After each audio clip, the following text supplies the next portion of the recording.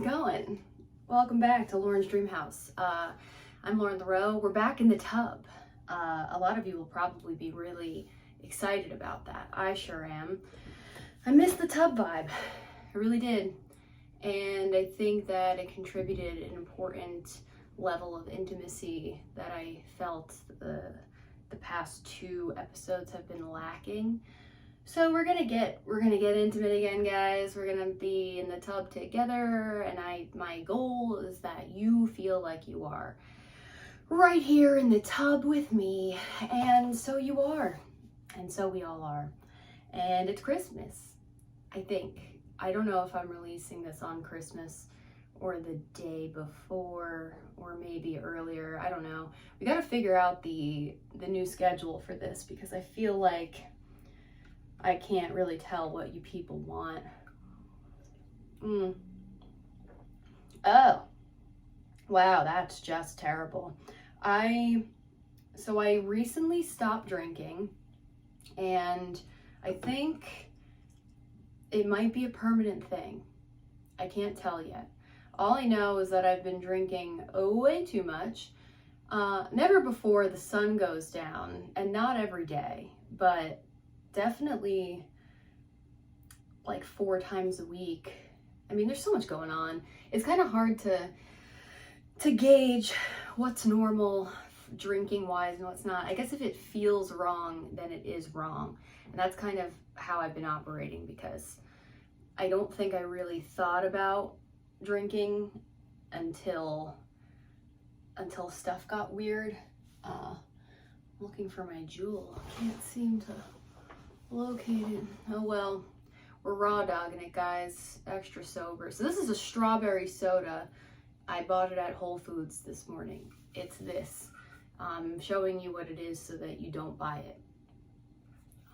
Also, and I know I'm jumping all around. I'm gonna get to a flow in a second, but oh damn, I forgot what I was gonna say. Wow, an incredible start. But another thing I wanted to say is that right now we're doing audio through my AirPods. It sounded good before, and I'm hoping that it'll sound good again. And if it doesn't, then we'll just clean up the audio some other way. But yeah, we're sober for now, and maybe for good. But I'm not gonna come on here and be like, you guys, that's it. Done drinking for good, and then you see me in 3 months and I'm having a drink. I don't know where I'll be in my life in 3 months. Who does, right? We can pretend like we know, but we truly don't know. But, you know, I guess it's a good time to stop drinking, especially in comedy. Like, as a comic, I feel like I would have been really intimidated by sobriety, like 6 or 7 years ago, because nobody was sober. And then when COVID hit, everyone kind of just went so hard that many of my friends learned what their limits were. I didn't. I partied way too hard, and I pretty much didn't stop. And then everyone else was sober, and I was like, that's crazy. And then I kind of just kept doing my own thing. And now I'm just like, what am I doing? Like, what am I avoiding that I'm drinking this much? And there have been episodes over the past couple of years where I've drank, and it's like not even heavy drinking. People have like seen me at places drinking and being like, you seem fine. I'll be like, do I seem really drunk? And I'll be like feeling like so crazy, and people will be like, no, you actually don't seem like you've had any drinks at all. And I like don't know how to feel about that. And then I'll take 2 steps out of the building and puke everywhere and not know why. I realized that that was because of a medication that I was on that I'm no longer on. So I haven't had any puking episodes since then, but I mean, things got ugly, and you shouldn't be puking from drinking often. It's just something that you shouldn't do.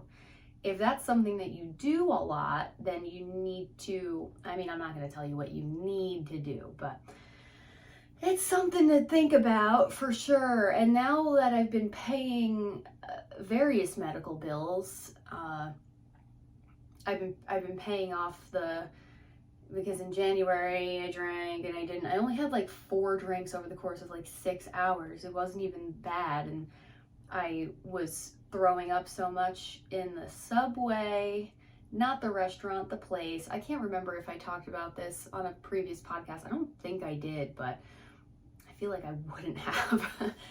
But the paramedics had to get me out of the subway. And that's a bad look. And, you know, I finally came to in the hospital and I was like, what's going on? And I realized that no one had come to the room yet. So like, no one gave me an IV. Like no one gave me any services. They just kind of rescued me, which God bless them. I needed it. I couldn't get up, but I'm still paying that medical bill. It's December. That happened in January. And every single time that auto payment comes into my statement, pops up on my card, I go, I would love to not pay this anymore. And I feel like if I stopped drinking, then maybe I wouldn't be in the hospital for drinking. So that's something to think about. So now I'm in my tub drinking a horrible soda, strawberry rhubarb. It's called Culture Pop. Fizzy and gutsy. Well, folks, if it ain't me, you know? Yeah, it's Christmas. It's the holiday season. I've been thinking about that song, whatever it's called. Probably gun to my head, if you had to be like, what is that song called? I'd be like, Merry Christmas to You, or It's the Holiday Season. I feel like when it comes to Christmas songs, the title is the first line of the song. So that song goes, it's a holiday season. And then it gets very lazy. And I've been laughing about this in my head a lot this week, that I don't know how I haven't noticed it over, 27 years, but it goes, it's the holiday season. So boop-dee-doo and scoobity-bop. And it's just not words anymore. It's quite frankly the laziest thing I've ever heard. And I've heard Ice Spice. So it's the holiday season, sneeminy do, so boop dee doo and scoodily doink and skink dink dank and a dingly pop. But also like Silver Bells is a song, right? What's the first line? Silver bells. Jingle bells. Jingle bells, jingle bells. I mean, what are we doing here? What's another one? What's any I guess the John Lennon wouldn't do that. He did So This Is Christmas. I guess that song's called War Is Over, but I feel like people call it So This Is Christmas. Now that's what I call Christmas. Do they make that for holidays? I feel like it would be you kind of can't, because there's only 10 Christmas songs in the world. It's also weird when pop stars like Ariana Grande or whoever like make a Christmas song. I've thought about it. It's not like it's a bad idea, but there's something so classic about the Christmas songs that we love. And I think that just because they're recorded long enough ago that the sound of it just kind of feels like old-timey, Christmassy. And if it sounds new, or if there's like a weird, not weird, but like a creative new spin on a Christmas song, then it's kind of just like, it just doesn't feel the same. It hits different, and in a bad way. I'm fidgeting a lot because my feet hurt in here. I'm cracking my toes. There's a towel in here because I just took a shower. It doesn't look like it though because I blow dried my hair like an absolute queen. Yeah. Holidays, Christmas. Christmas music is funny, but All I Want for Christmas Is You. That's a great song. I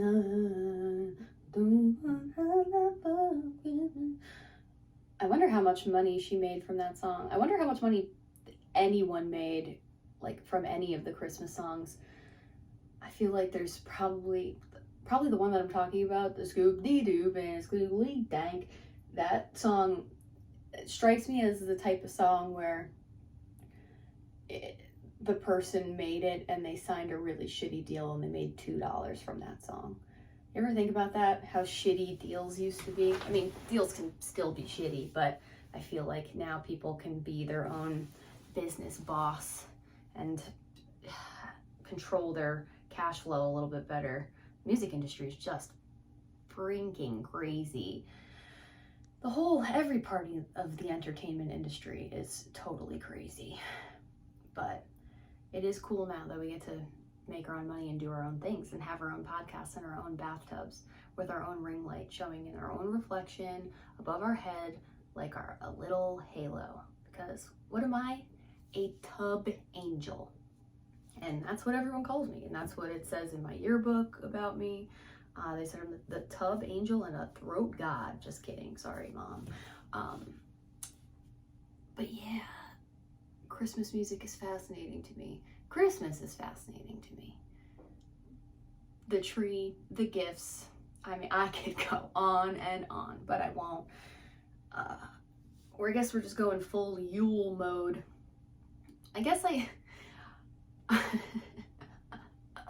on Christmas, I should just text everybody like, wake that ass up. It's time to go Yule mode.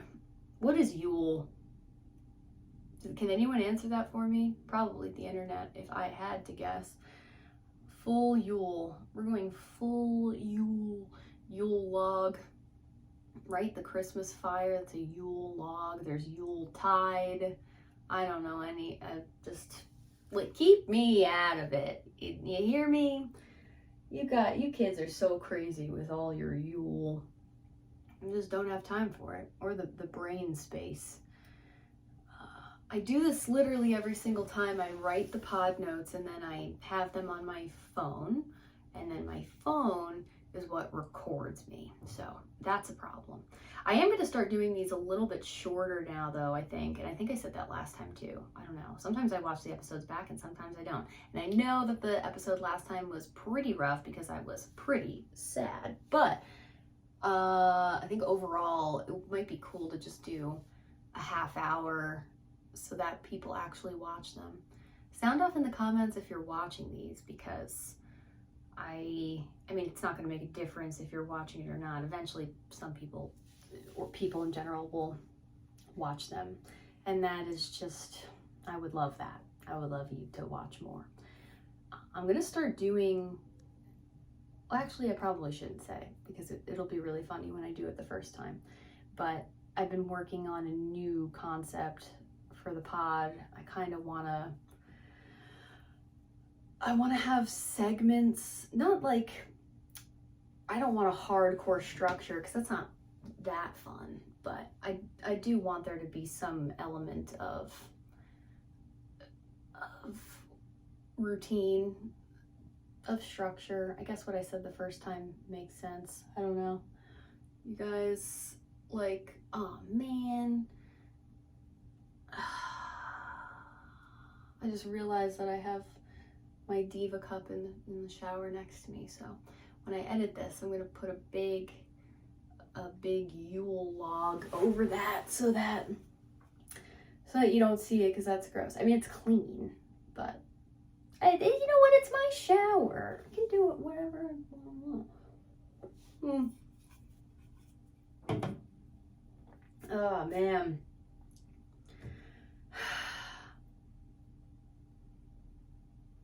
I think I'm gonna go get the notes. Sorry. Usually I don't like to pause, but we're gonna pause. So Okay, so we're back. I got the notes. They're not great, but I did forget to talk about the Sober app. I downloaded the Sober app, and oh no, am I in the wet? I hate being in the wet. I downloaded the Sober app because I was like, it would be cool to track how long I can do this for. You know, sometimes you need a little extra oomph. I was also talking to my friend about AA meetings, but I don't know if I'm gonna do that. That seems really intimidating and also a little too drastic. I feel like a couple years ago when I was in therapy, there was something so morbid about it, like talking about my problems all the time. And like, you may be thinking, especially if you're in therapy, okay, well, but it's good to talk about your problems. Like, clearly something's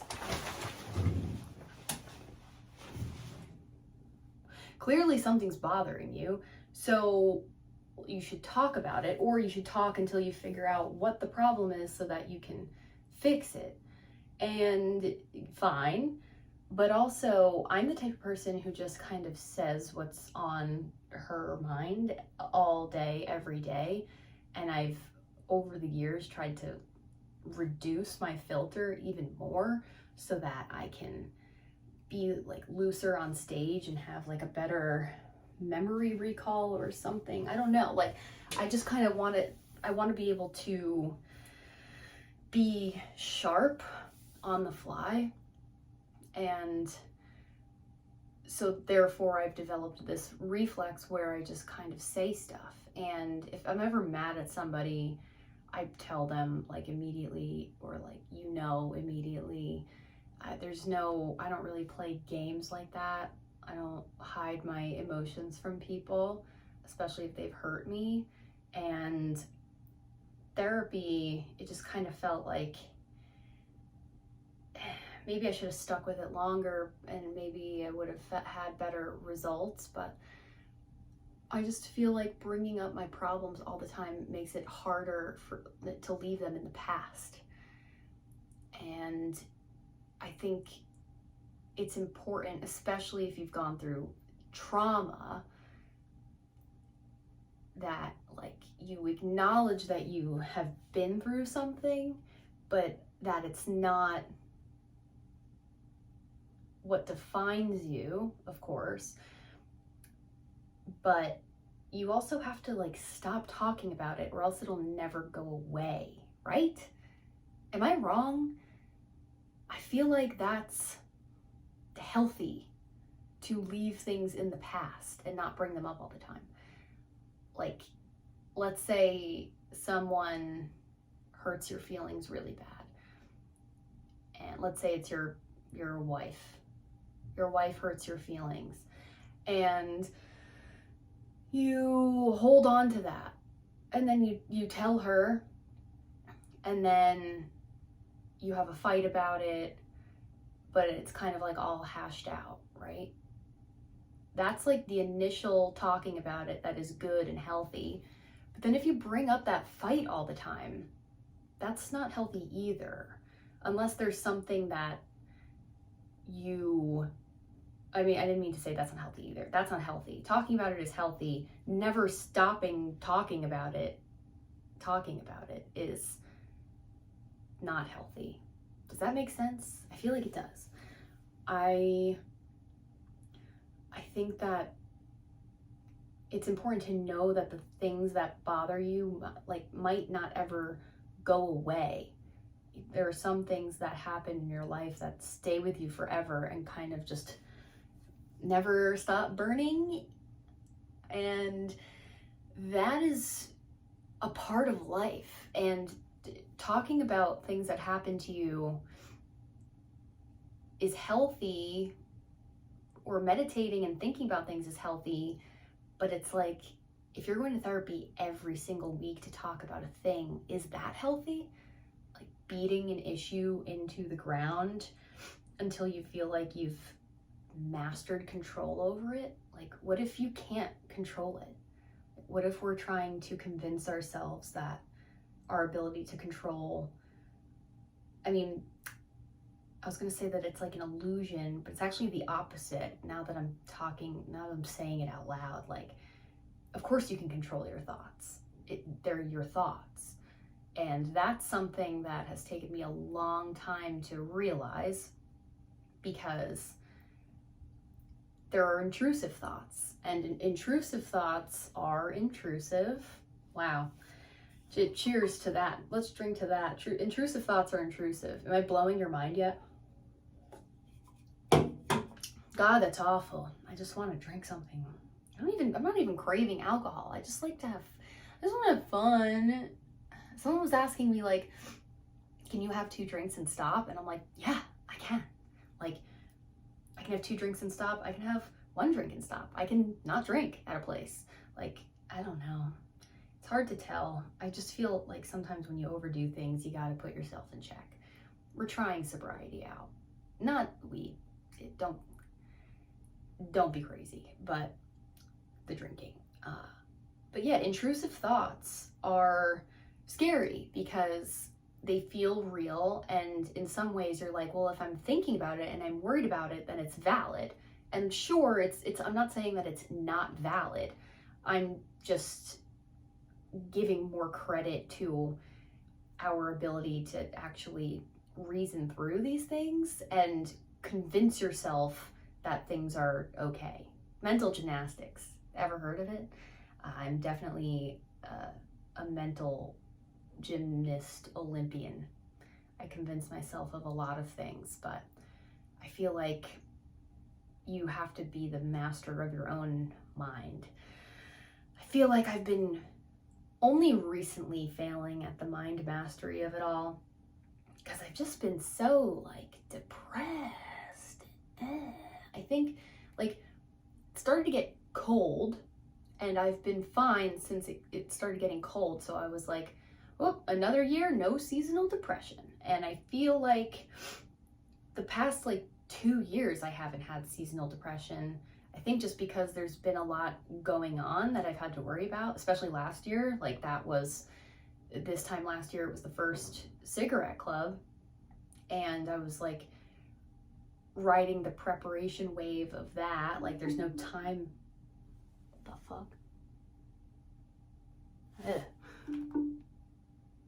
My iPad thinks I'm talking to it. I don't like that at all. I think that, yeah, I was riding the preparation busyness wave. When you're busy, it's really hard to be sad, which is why I love being busy. But also doing the show, and then like having people talk about the show and having it be like the first edition of the most important project of my life, like that kind of really, it allowed me to not worry about stuff. But now I'm still working on Cigarette Club, but in a much looser capacity, because there's so much up in the air, so many things that I want to try for the next show. I don't know if we're going to do it in Austin or if we're going to do it in New York. It's looking more and more like New York for March, which is fine, because I definitely don't need to spend another like $7,000 flying across the country to make $500. But I mean, I'm very grateful. Don't get me wrong. I'm extremely grateful for everything that's gone on with the Cigarette Club, but I can definitely use a New York show to spend a little less money, especially because the holidays are now. It's the holiday season, skingaling dangle. So blinky dank. Teach me how to Dougie. Yeah, now that I just have so much less going on, so I'm just like in my own head and thinking about stuff, worrying about stuff, but also simultaneously trying very hard. And this has just been in the past 2 weeks, by the way. So you know me, I am like, is Mercury in retrograde? And yes, it is. And it will be until New Year's Day, which I'm not like an astrology person. I know that I am a Pisces, but that is like the extent of things. And then also when it's Mercury in retrograde, that shit is true and it is completely valid and dictates my life 100%. So I hate that, but I'm kind of hoping that this is just like a Mercury in retrograde spell that I'm going through, and that once New Year's hits and things start kicking back up into gear, that everything will be chill. And that's probably exactly how that's gonna go. I can't wait to have like a clip where I use this and I'm just like, wah. And I'm like, guys, everything was fine. I don't know what you all were worried about. I'm good, everyone's good, especially me. But yeah, it's hard. But I'm trying to control the thoughts. And the crazy thing is that if you really care, you can. And I know that that sounds like I'm diminishing the value of intrusive thoughts or anxiety or depression, but I'm not. I'm simply saying that you are smart, whoever you are listening, you're smart enough to battle that in whatever language is native to you. And I don't mean like literal language, but I have my own mantras, trying to think of some now. I mean, everything happens for a reason. Some people love that, some people hate that, but I personally love it because I've always felt aligned with the energies of the world, and I trust the plan, whosever plan that is. I definitely have faith and hope, and I've never been hopeless in my life, but other people do feel hopeless. So I get it. I get it that like what I'm saying right now can seem really crazy or even like insulting. Like, how can I control my thoughts? I'm on all this medication. Clearly I can't control my thoughts, but maybe that's not true. Maybe you can. Like, maybe you shouldn't be on medication. And I'm not telling you to get off, and I would never ever do that. I've been on medication myself. I feel like everyone needs medication at different times in their life to deal with different things. Like, you take medicine if you have a migraine, so why can't you take medicine if like somebody close to you passed away and you can't you can't even wake up in the morning? Like, and that's not the only reason to take medication either, but it's just me giving an example. I feel like medication is awesome, but it also should be temporary unless you're psychotic. And I'm not saying that in a funny way. I'm saying like there are some people who need to be on medication all the time.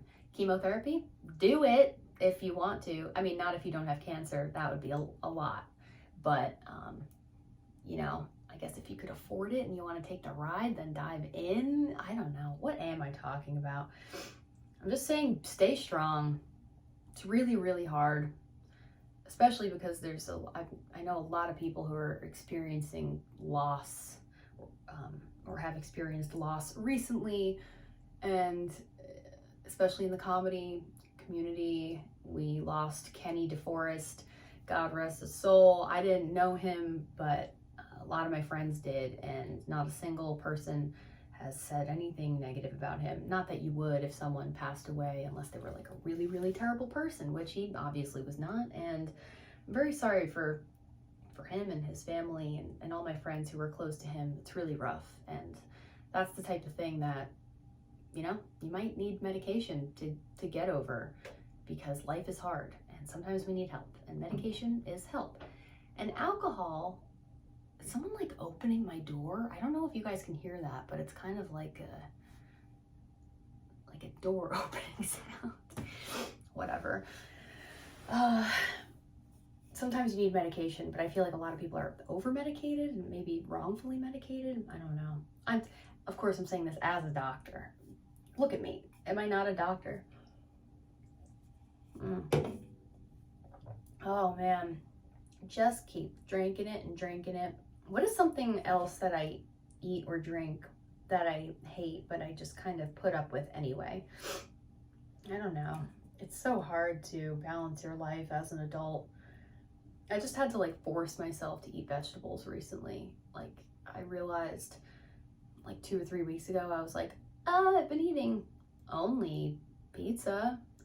And then just start gaining weight. I gained 15 pounds since October, and maybe it doesn't look like it right now. I feel like in the past 2 episodes, clips, I've looked really heavy. I think that has a lot to do with the angle, but also just how fucking much I've been drinking and eating and not sleeping right and whatever.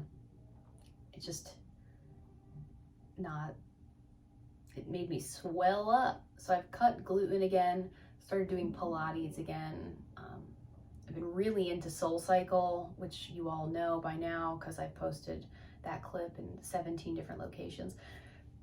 Excuse me. I kind of thought that it would be funny, like, to kind of joke around the idea of like posting stand-up clips, which I hate doing. Like, I don't want to do it. I've only done it once or twice, or I don't know. But it would be funny to just post the same joke over and over again in different locations until people think that that's funny. Maybe that doesn't sound funny, and maybe it's not funny, but I've been doing that SoulCycle joke. It's not even a joke. When people say that they don't do SoulCycle because nobody does, because it's too expensive and it's kind of low-key a waste of money, but we'll get into that in a second. I just tell people that they're ugly and poor, and they go, ha ha ha, oh, we all laugh. But I have loved SoulCycle, and I love working out, even when it sucks. Like, I love being able to check it off my list, and I also love being attractive, which, you know, everyone knows the only way you can be attractive is if you ride a bike in place in a dark room where the lights are I was gonna say the lights are blasting. The music is blasting, the lights are off. There's 4 candles. I'm not allowed to blow out any of them. If you have seen past episodes, you know how I feel about these fucking candles. And Taylor Swift is blasting, and everyone in the room is screaming and crying and waving their towels around and doing tap backs, and everyone knows it's the only way that you can be hot. I don't make the rules, but I think I have this theory where my ass is so fat that, I mean, that's not a theory, that is probably in the Bible, but I have this theory that my ass is so fat that I can't walk correctly. Like, I can, but to do so requires like an extra level of attention that I must pay, and like to my posture. And I mean, like, I've also huge boobs, and I know, boo-hoo, oh, poor Lauren, you have huge boobs and a huge ass. These are my problems. When you have your podcast in your bathtub, you can talk about your problems. But right now, I'm talking about how gravity is literally destroying my body, because it's like, I don't need my ass to be smaller. I need it to stop affecting the way that I live. Ladies, you ever have an ass so fat it affects your whole life? No?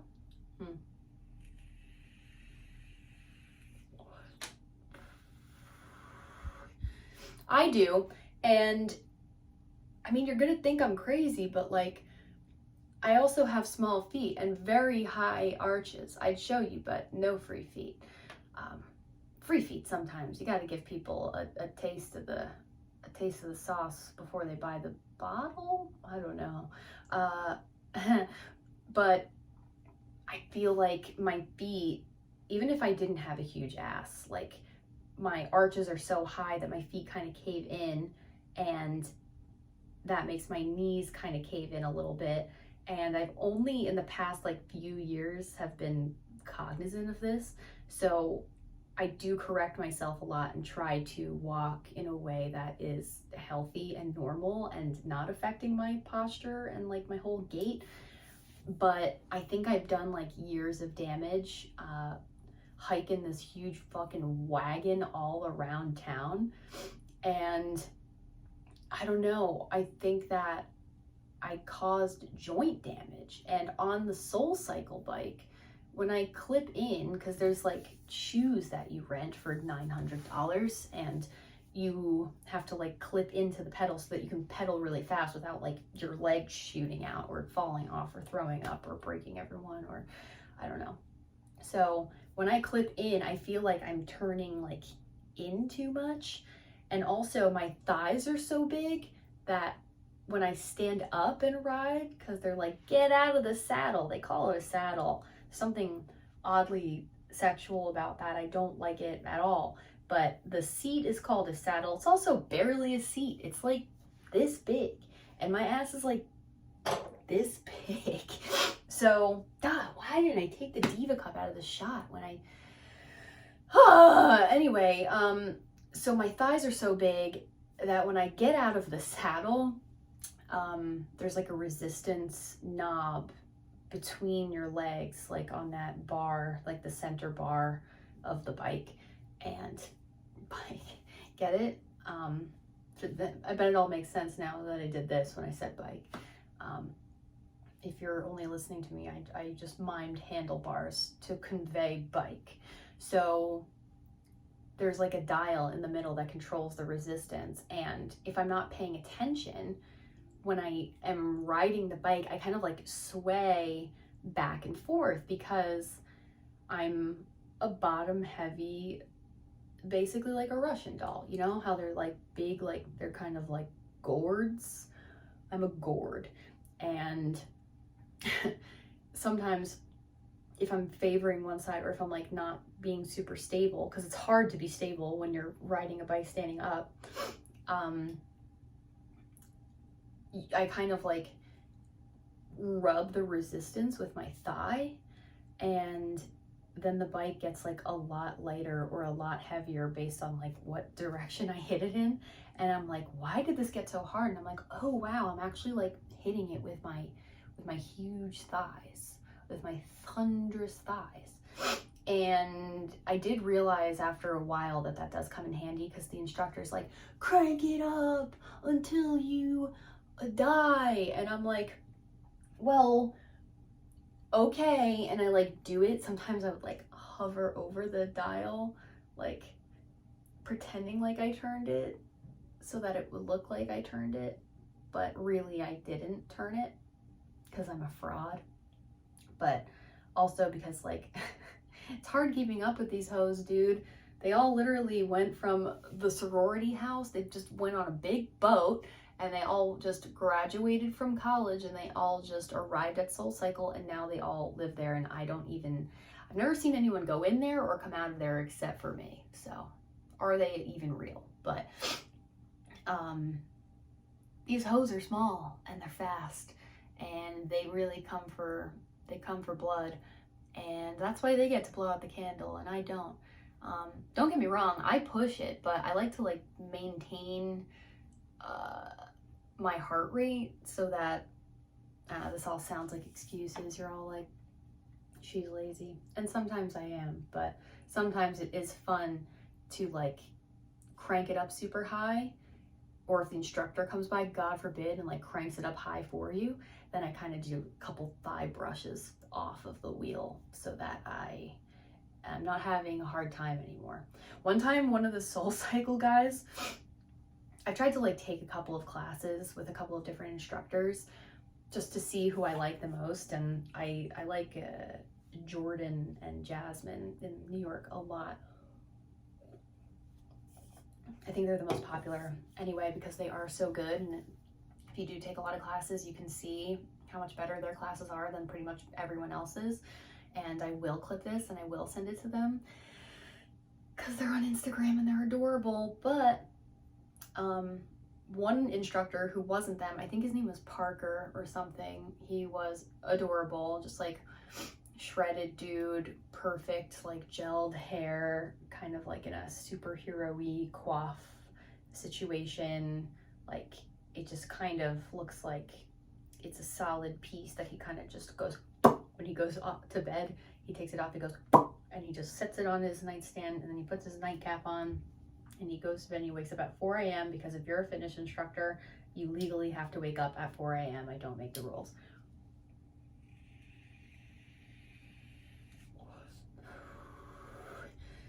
I'm juuling, sorry. But yeah, this guy Parker, I took his class only one time because He doesn't yell as much as I like. He kind of just would say the moves, and I like when they're like, you have to ride, like we're all in a pack, and like you and I, right now we are sharing one mind, and we're getting to the top of the hill, not for you, not for me, but for our week, so that we have a good week, and that we all have a good week together, and that we all go down on each other, and you know, whatever. So I like when they scream at me. But Parker, or whatever his name is, Mr. Hair, he sorry if that's like clipping and sound and hurting your ears, but he like found me in the room, I guess because I was sweaty upon arrival, which I bring a kind of sweaty upon arrival energy to the 7 a.m. soul cycle that the sorority girls of yesteryear do not really like. But you know, these instructors like to pick on you, or how they would probably classify it as inspiring you. So fine. Parker came up to me. He like sussed me out and just came up to my machine, and he was like, do you trust me? And I was like, yeah. Like, what are you gonna kiss me? And he goes between my legs, and I'm like, ah! But he doesn't touch my pussy, unfortunately, and he just takes the dial and he turns up the resistance until it doesn't go anymore. And now everyone's staring at me, struggling, and I have already been sweating by the time I get there. So he's just like, you're gonna finish the song like that. And I'm like, well, shit, like everyone's watching me. I can't not do it. So I'm just like, so slow. Everyone's going so fast because they didn't trust Parker, or at least Parker didn't ask. I don't think. Pretty sure it was just me. But that was really rough. And that's when I thought, I was like, for sure I am blowing out the candle this time. Are you crazy? Like I didn't even hesitate. He was like, do you trust me? I was like, sir, I am up for the challenge. This, like, you can trust me, actually. Like, fuck this. Like, me trust you? No, you can trust me. I will do exactly what you want. And he cranked my shit up. He really did. And I was like, for sure, I'm going to blow out this candle. And then what does he do at the end of the class? He takes all the candles and goes, and then he shuts all the lights off and says, the rest of this ride is for you. And I'm like, was any of this for me? Why am I even here? So I've had to stop soul cycling, at least for now, because I believe I destroyed both of my knees. I feel like I hyperextended both of them, and now every time I get in and out of a car, it's like it takes a long time, and I am too young for that. That's not cool. Also, my mom's having knee issues too, so of course she's like, twins, and I'm like, I don't want this. I don't want to be like you in this way. I already have your big dumb ass.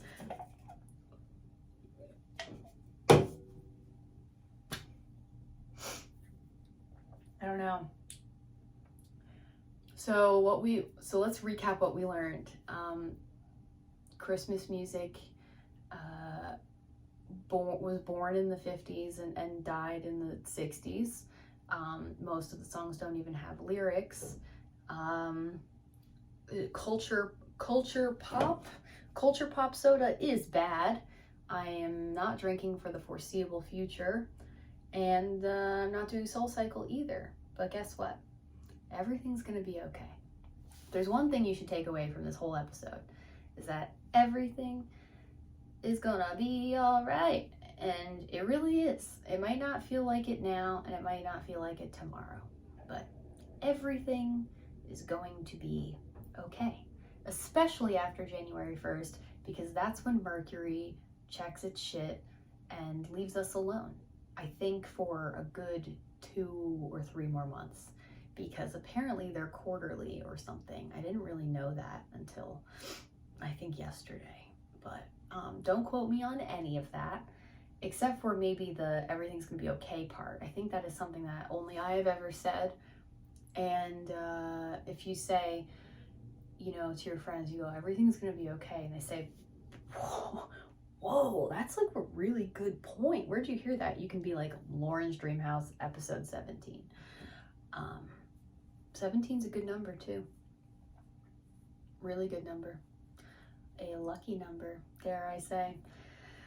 Oh, I dare said it. So I think we're gonna leave on that. I think that's around 45. I think this was a good one. I think we had a good talk. And I think that next time we see each other, I will still be in my tub, but I'll be in a better place, I believe, mentally. Also, I did something new with my eye makeup today, and it started out so bad, and then it turned out pretty good. So sound off in the comments about my looks and about the things that I've said, and whether or not you're watching, and what kinds of things you want to hear or see me do or say. I mean, that would be something that you want to hear. Anyway, I'm Lauren LaRoe. This has been Lauren's Dreamhouse, and mommy loves you, and happy Yule.